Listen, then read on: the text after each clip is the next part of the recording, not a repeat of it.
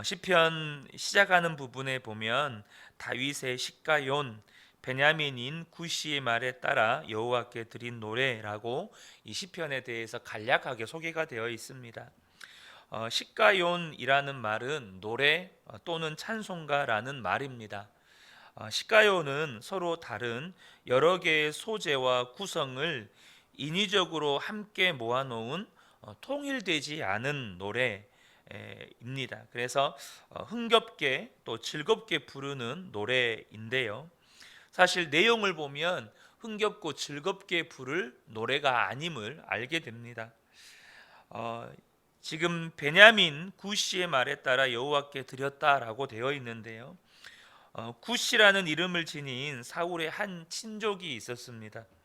그는 다윗의 숙적으로 다윗을 사울에게 반역자라고 거짓 보고하여서 그것으로 인해서 사울을 격분시킨 사람입니다.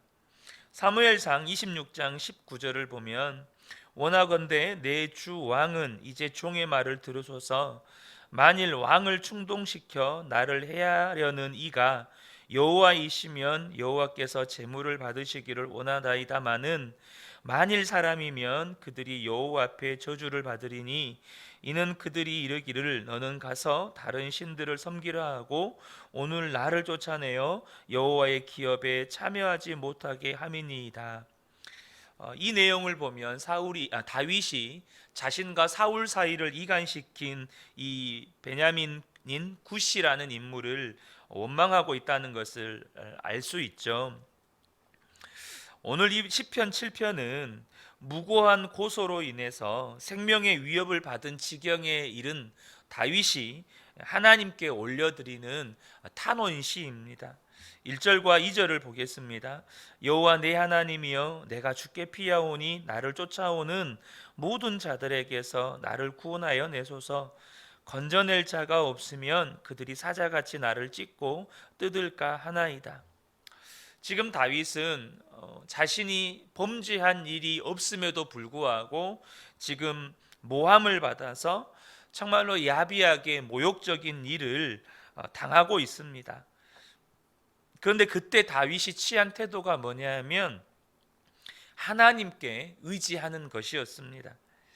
보통 억울한 일을 겪게 되면 이 억울한 일을 당한 사람에게서 나타나는 반응이 뭐냐면 자신의 억울한 일의 전후 사정을 설명하느라고 말이 많아지기 마련입니다. 누구를 비판하려고 하는 말이 아니고요. 그런데 오늘 시편 7편을 보면 자신의 억울한 사정에 대한 이야기가 나오지 않습니다. 하나님, 제가 이런 억울한 일을 당했습니다. 그런 억울한 일을 지금 하나님 앞에 낱낱이 고하지 말라는 말이 아닙니다. 그런데 지금 다윗의 신앙을 엿볼 수 있는 게 뭐냐면 오직 한 가지만 하나님께 기도하고 있다는 겁니다. 3절부터 5절을 보겠습니다. 여호와 내 하나님이여 내가 이런 일을 행하였거나 내 손에 죄악이 있거나 화친한 자를 악으로 갚았거나 내 대제격에서 까닭없이 빼앗았거든 원수가 나의 영혼을 쫓아잡아 내 생명을 땅에 짓밟게 하고 내 영광을 먼지 속에 살게 하소서. 지금 다윗의 이 3절부터 5절에 하나님에 대한 탄원을 한 문장으로 바꾼다면 하나님은 다 아시지 않습니까? 이 말입니다. 자신이 지금 사울 왕과 그 무리들에게 죽음의 위협을 당할 정도로 어려움을 겪을 이유가 없다는 것, 내가 그렇게 억울한 일을 당할 만한 죄를 짓지 않았다는 것, 지금 그러한 무고한 일을 당할 이유가 없다는 것을 하나님은 아시지 않습니까? 라고 지금 고백하는 것입니다. 내용 한 절 한 절의 자세한 내용들을 더 나눠야겠지만 지금 다윗이 이것을 우리에게 무엇을 보여주고 있는 것입니까? 어려운 일을 당할 때 하나님만 의지하라는 것입니다. 여러분, 왜 하나님만 의지해야 합니까? 우리 너무 자주 듣는 말씀이잖아요. 여러분 그렇지 않습니까? 너무 자주 듣는 말씀입니다. 그런데 왜 하나님만 의지해야 합니까? 오늘 본문에서 우리에게 알려주는 것이 있습니다. 바로 하나님만 심판자이시기 때문이라는 것입니다. 하나님 살아계십니다. 그 살아계신 하나님이 심판자가 되신다는 것입니다. 8절을 보겠습니다. 여호와께서 만민에게 심판을 행하시오니 여호와여 나의 의와 나의 성실함을 따라 나를 심판하소서. 다윗은 심판자 되시는 하나님에 대한 믿음이 있었습니다. 그래서 다윗은 자신이 심판하려고 하지 않았습니다. 자신이 원수를 갚으려고 하지를 않았습니다. 다윗이 하나님만을 의지했다는 이유는 심판자 되시는 하나님을 믿었다는 거예요. 로마서 12장 19절에 사도 바울은 이렇게 말씀합니다. 내 사랑하는 자들아 너희가 친히 원수를 갚지 말고 하나님의 진노하심에 맡기라. 기록되었으되 원수 갚는 것이 내게 있으니 내가 갚으리라고 주께서 말씀하시니라. 지금 여기에서 주님이 무엇을 말씀하시는 겁니까?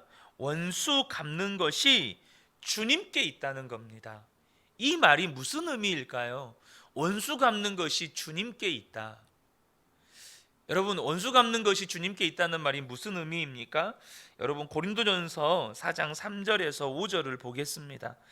표준 세번역으로 읽어드리겠습니다. 내가 여러분에게서 심판을 받든지 세상 법정에서 심판을 받든지 나에게는 조금도 문제가 되지 않습니다. 그뿐만 아니라 나도 나 자신을 심판하지 않습니다.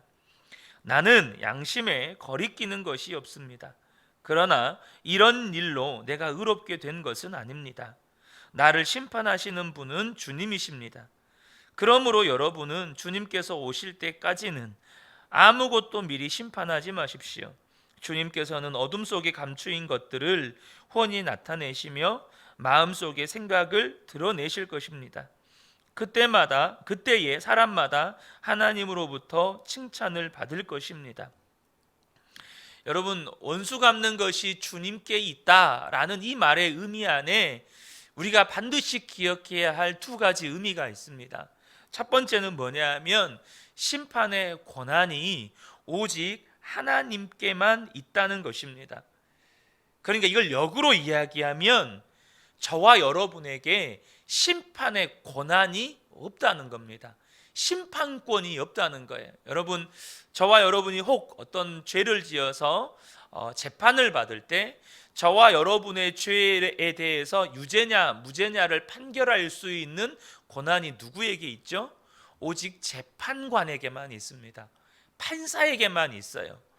내가 유죄다 무죄다 혹은 나와 재판하는 상대방에 대해서 저 사람이 유죄다 무죄다라고 주장할 수 있지만 그것을 판결을 내릴 수 있는 권한이 오직 재판관에게만 있습니다. 마찬가지로 저와 여러분을 심판할 권한이 오직 하나님께만 있다는 것입니다. 또 한 가지 이것이 우리에게 알려주는 게 뭐냐면 우리에게는 상대방 내가 원수라고 여기는 그 사람에게 대해서 유죄냐 무죄냐 혹은 그 사람이 의인이냐 악인이냐라고 판단할 능력 또한 없다는 것입니다. 우리의 판단은 전지하지 않습니다. 무슨 말이냐면 나의 주장은 언제나 나의 개인적인 소견, 주관적인 소견, 일방적인 견해일 뿐이라는 것이죠. 그래서 여러분 우리에게 심판의 권한이 없고 우리에게 심판의 능력이 없다 보니까 우리가 억울한 일을 만났을 때에 변명하거나 그것을 오해를 풀기 위해서 어떤 나의 입장을 이야기할 때 오히려 그 일이 더 꼬이게 되거나 혹은 누군가로부터 상대방으로부터 오해를 살 때가 참 많습니다. 여러분 여러분 우리가 배우자와 갈등이 있을 때 열심히 내 입장에 대해서 이렇게 설명을 합니다. 그런데 여러분 설명할 때 여러분 느끼는 것 중에 하나가 뭡니까? 열심히 나는 최선을 다해서 설명을 하지만 설명을 하면 할수록 더 꼬이는 거예요. 더 오해를 사고 더 분노를 사기도 하고 나름대로 최선을 다해서 설명을 하는데 더 큰 싸움이 되기도 합니다. 여러분 자주 겪지 않습니까? 사랑하는 성도 여러분, 지금 오늘 제가 여러분과 함께 나누려고 하는 건 정말 하나님이 심판자이심을 믿느냐는 겁니다. 저와 여러분이 무고한 일을 당할 때가 있습니다. 내가 행하지 않는 일 혹은 의도치 않은 일, 그런데 그 일로 말미암아 누군가에게 오해를 받기도 하고 또 그 일로 말미암아서 정말로 억울한 일을 당하기도 하죠. 근데 먼저 하나님 원수 갚아주세요, 하나님 왜 저 사람 그렇게 내버려 두십니까? 이것을 말하기 전에 우리 안에 하나님이 심판자이심을 믿는 믿음이 있느냐는 겁니다. 사랑하는 성도 여러분, 오직 하나님만 심판자가 되십니다. 11절에 하나님은 의로운 재판장이시며 매일 분노하시는 하나님이시로다. 여러분, 우리가 누군가를 판단하고 정죄하는 것, 심지어 억울한 일을 당했어요. 그래서 그 억울한 일을 당한 것 때문에 그 사람에 대해서 판단하고 정죄하는 것조차, 혹은 내가 원수를 갚으려 하는 것이 심판자 되시는 하나님의 권한을 우리가 침범하는 일이라는 것을 아셔야 합니다. 로마서 14장 10절에서 13절에서 사도 바울이 이렇게 이야기합니다. 네가 어찌하여 네 형제를 비판하느냐? 어찌하여 네 형제를 업신여기느냐? 우리가 다 하나님의 심판대 앞에 서리라. 기록되었을 때 주께서 이르시되 내가 살았노니 모든 무릎이 내게 꿇을 것이요 모든 혀가 하나님께 자백하리라 하였느니라. 이러므로 우리 각 사람이 자기 일을 하나님께 직고하리라. 그런즉 우리가 다시는 서로 비판하지 말고 도리어 부딪힐 것이나 거칠 것을 형제 앞에 두지 않도록 주의하라. 많은 사람들이 하나님이 심판자시라는 것을 믿지 못하고 인정하지를 못합니다. 왜 그럴까요?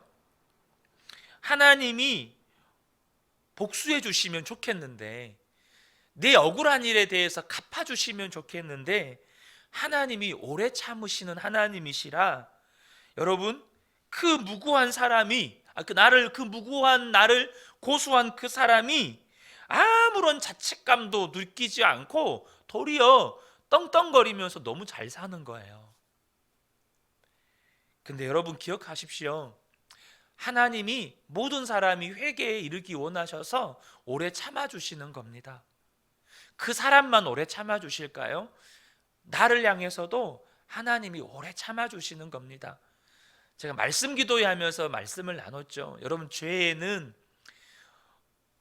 무거운 죄, 가벼운 죄, 이것은 지옥 갈 죄, 이것은 지옥에 덜 갈 죄, 그런 죄가 없습니다. 아담이 하나님과 관계가 끊어지고 하나님으로부터 버림받은 죄는 딱 하나밖에 없습니다. 선악과 따먹지 말아라, 그 말씀 안 들은 죄밖에 없습니다. 여러분, 저와 여러분이 믿음이 회복되시기를 축복합니다. 하나님이 심판자시라는 거예요. 그러나 여러분 기억하십시오. 하나님이 오래 참으시지만 하나님의 분노를 결코 무시해서는 안 된다는 겁니다. 12절에 사람이 회개치 아니하면 그가 칼을 가심이여 그의 활을 이미 당기어 예비하셨도다. 여러분, 저와 여러분이요, 하나님 칼 가는 소리 들으셔야 합니다. 하나님 칼 가는 소리가 들리면 여러분, 다른 사람을 심판할 생각이 안 듭니다. 언제나 내가 심판자 되시는 하나님 앞에 설 것에 대한 여러분 두려움을 갖는 거죠. 근데 우리가 지금 요한일서 말씀을 계속 나누잖아요. 우리가 사랑을 완성하는 자로 살아가면, 하나님 사랑받아서 하나님 사랑하고 그리고 이웃 사랑하면서 살면 그 하나님 앞에 서는 날 담대해지는 겁니다. 그래서 하나님이 심판하시니까 차라리 억울한 게 낫습니다. 하나님이 심판하신다는 거 믿어지면 별의별 소리 다 듣고 온갖 소리 들어도 내가 하나님 사랑하고 살고 이웃 사랑하고 살고 말씀 순종하며 살아가면 여러분 그런 억울한 일 당해도 담대해질 수 있는 겁니다. 사랑하는 성도 여러분, 이거 한 가지 꼭 기억하십시오. 하나님만 심판자이십니다. 억울한 일 당했을 때 하나님만 의지하십시오. 그 하나님이 심판자시라는 거 믿고 오늘도 하나님 사랑하고 이웃 사랑하고 말씀에 순종해서 살아간다면 저와 여러분은 여전히 하나님 앞에서 담대하게 살아가게 될 것입니다. 이 새벽에 함께 예배하는 우리 모든 성도님들 안에 이 믿음과 은혜가 회복되시기를 주님의 이름으로 축복합니다. 기도하겠습니다.